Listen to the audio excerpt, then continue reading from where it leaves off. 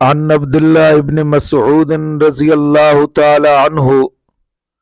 حضرت عبداللہ بن مسعود رضی اللہ تعالی عنہ سے روایت ہے، قال وہ فرماتے ہیں،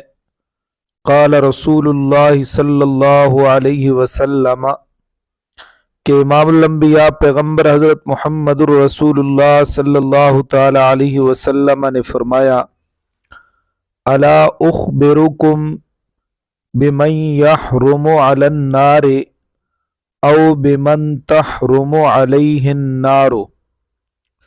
کہ میں تمہیں ایسے لوگوں کی خبر نہ دوں